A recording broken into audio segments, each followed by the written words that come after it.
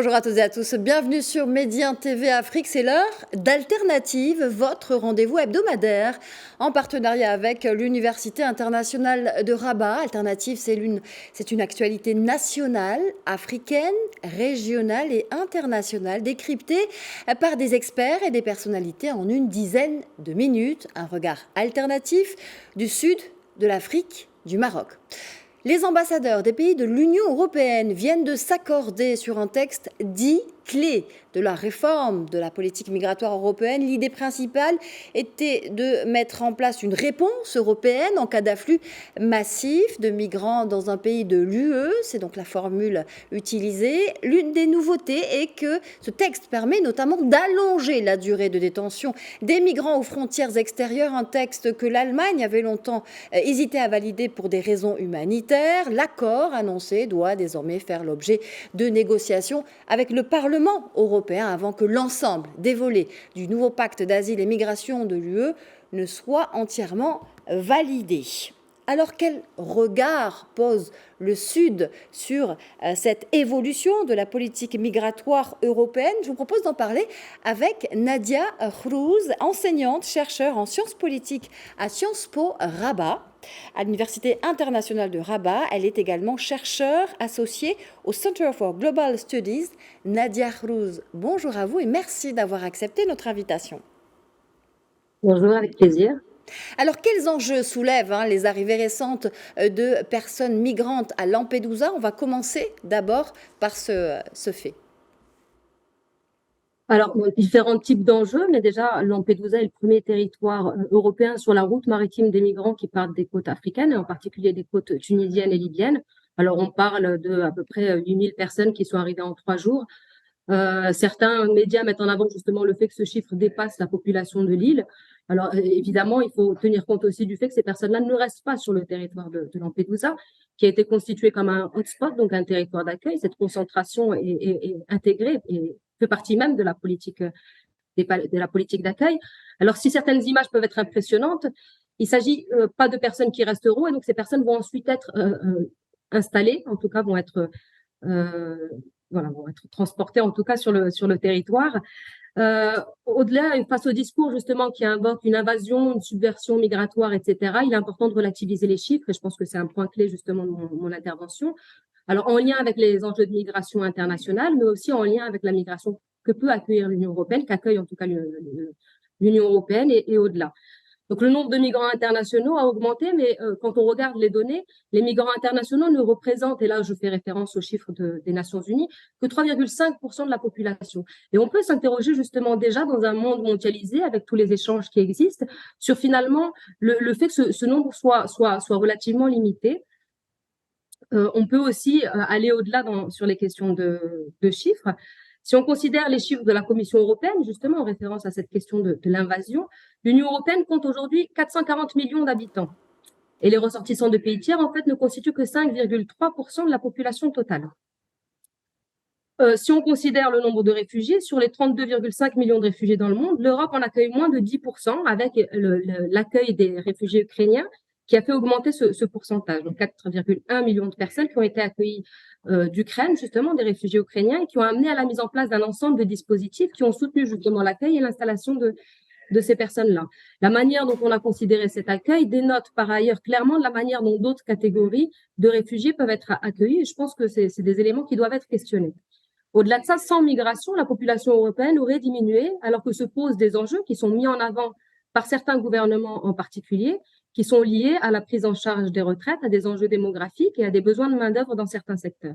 Donc, l'un des éléments qui est central et qui fait débat justement aujourd'hui, c'est ces enjeux de narration, de paradigme, la médiatisation qui peut être orientée, la stigmatisation, le rapport à l'autre et l'alimentation de la peur. Bien évidemment, il se passe un événement à Lampedusa, mais l'enjeu, c'est de voir aussi ces événements-là de manière plus globale et de pouvoir relativiser les données et un peu cette impression d'invasion qui n'est pas vraie. Alors justement, c'est aussi des enjeux. Justement, Nadia Khrouz, pour qu'on puisse justement réagir à cette nouveauté et à cet accord que certains disent historique, politique migratoire européenne. Le texte prévoit notamment en cas d'afflux massif. Massif, c'est le terme qui est utilisé précisément dans cet accord-là. Je le cite. donc massif et exceptionnel de migrants, la mise en place d'un régime dérogatoire moins protecteur pour les demandeurs d'asile que les procédures habituelles. Qu'est-ce que cela nous dit de la politique d'immigration et d'asile européenne? Alors déjà, la mise en place du hotspot du centre de Lampedusa répondait déjà à cet enjeu-là, justement, pouvoir accueillir un nombre de personnes plus ou moins important, parce que les arrivées sont assez irrégulières aussi, et pouvoir organiser un peu une répartition auprès des autres pays européens. Ce qu'il faut savoir aussi, c'est que la politique d'immigration et d'asile européenne, qui n'existe pas vraiment en tant que telle, parce qu'elle pose aussi des enjeux de souveraineté, implique que les demandeurs d'asile, par exemple, les demandes d'asile, pardon, sont examinées par le premier pays d'arrivée. Donc évidemment, ça pose tout un ensemble de contraintes pour les pays qui sont frontaliers de l'Union européenne. Ça a déjà amené à la mise en place de procédures qui pouvaient être en pratique ou du fait justement de certaines dérogations, des procédures accélérées, des procédures dérogatoires au droit commun, qui ont amené aussi un certain nombre de, non seulement de dénonciations, mais aussi de condamnations de la part notamment de la Cour européenne des droits de l'homme. Ce dispositif a déjà été prévu. En tout cas, il y a déjà eu d'autres types de dispositifs mis en place. Je pense notamment au mécanisme volontaire de solidarité qui a été institué en juin 2023 et qui déjà posait des problèmes de mise en pratique. Donc, du fait notamment des résistances d'autres États européens à assurer une part de leur responsabilité. Donc, effectivement, il y a ce nouveau pas qui implique encore une négociation, qui fait partie d'un pacte qui est en cours de discussion depuis maintenant 2 ans et qui ne fait pas l'objet de consensus, justement. Et déjà, les éléments qui sont posés, en tout cas qui sont présentés liés à ce texte, posent des enjeux liés aux droits de l'homme. Une procédure accélérée des demandes d'asile qui orienterait en plus, qui serait orientée vers des pays supposés contenir, je dirais, moins de potentiels demandeurs d'asile, pose des problèmes. Au-delà de ça, la question de la durée de détention des migrants aux frontières et, encore une fois, le mécanisme de solidarité qui est mis en avant. Donc, bon, un mécanisme de solidarité, évidemment, tout le monde l'appelle. La question maintenant va être comment est-ce que ces États vont répondre à ce mécanisme de solidarité.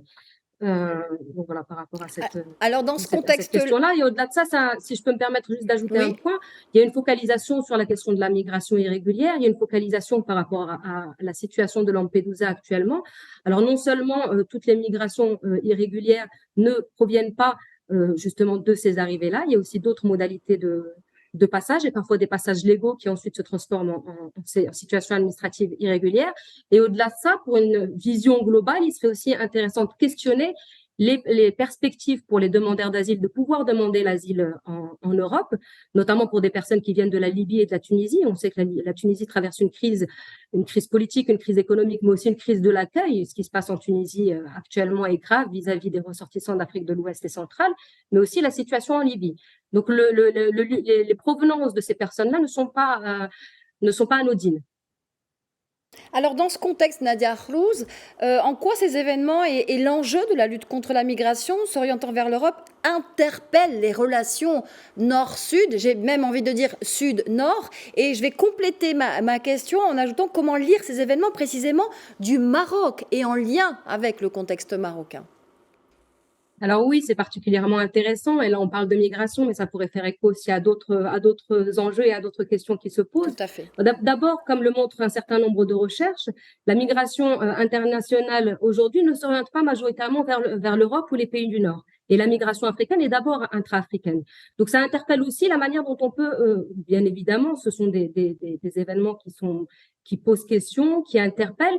Mais la question du centrage du regard qui peut être porté et du regard que nous pouvons avoir sur nos contextes et sur les enjeux qui peuvent nous intéresser. Dans plusieurs États africains, d'Afrique du Nord et d'Afrique de l'Ouest, l'enjeu et la problématique de la lutte contre la migration irrégulière, je dirais à partir du début des années 2000, ou de la migration perçue au travers de ceux supposés en transit. Alors la notion de transit pose un certain nombre de problèmes, en tout cas elle est largement imprécise. On orientait aussi des dispositifs qui interviennent sur la migration en invisibilisant aussi des réalités et des enjeux qui pouvaient se poser aux États du Sud, en invisibilisant aussi ces réalités, en invisibilisant aussi des enjeux, pour ne pas dire des problématiques, qui sont liées à la migration régionale ou internationale sur nos territoires. Ces orientations ont eu un impact sur les manières dont pouvaient être considérés les étrangers ou certaines catégories d'étrangers sur notre territoire. L'exemple de la Tunisie actuellement est flagrant dans ce sens-là.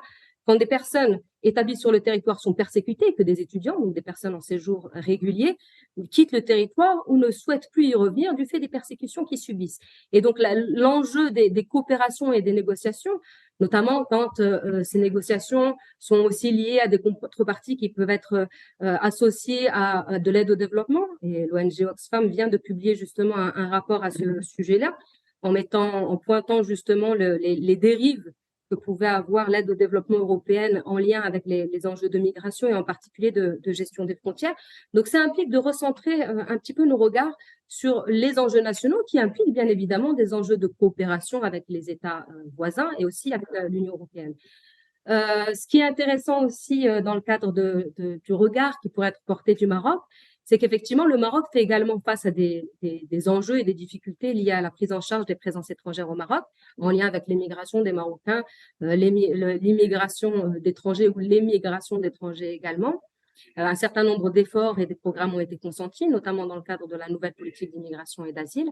Le Maroc reste un pays d'immigration qui est limité, mais avec une diversité de présences étrangères qui commence à être pris en compte et qui contribue aussi à déconstruire certains préjugés qui étaient pourtant et qui sont encore ancrés, liés en particulier aux modalités par lesquelles l'enjeu migratoire est devenu une problématique. Comment est-ce qu'il a été amené comme étant une problématique sur le territoire?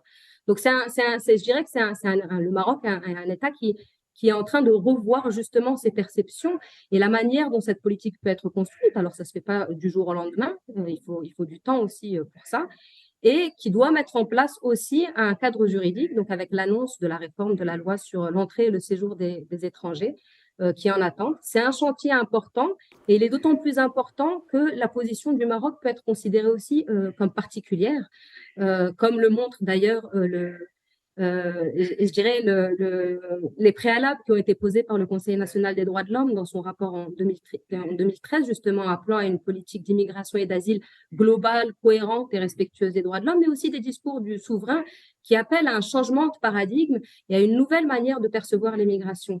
Donc, il y a un petit peu ces positionnements qui sont importants et il faut un petit peu du temps pour que tout ça se mûrisse, se réfléchisse et que changent les perceptions pour une vision plus globale qui prenne en compte la diversité des présences étrangères, du nord, du sud, de l'est, les différentes catégories présentes sur le territoire.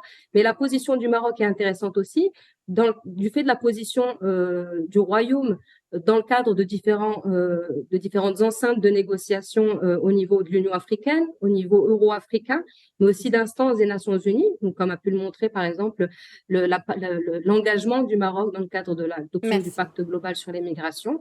Donc voilà, je pense que la position du Maroc n'est pas anodine du fait de sa position en tant que pays d'immigration limitée qui a des réformes à mener, mais aussi en tant qu'exemple finalement qui a déjà posé les bases d'une volonté d'un changement de paradigme, non pas seulement au niveau national, mais aussi au niveau régional et international. Merci infiniment, Nadia Cruz, d'avoir répondu de manière synthétique à cette problématique complexe de la migration dans cette actualité brûlante. Je rappelle que vous êtes enseignante, chercheur en sciences politiques à Sciences Po Rabat, à l'Université internationale de Rabat, et que vous êtes également chercheur associé au Center for Global Studies. Merci à vous. Merci à vous, c'est la fin d'Alternative.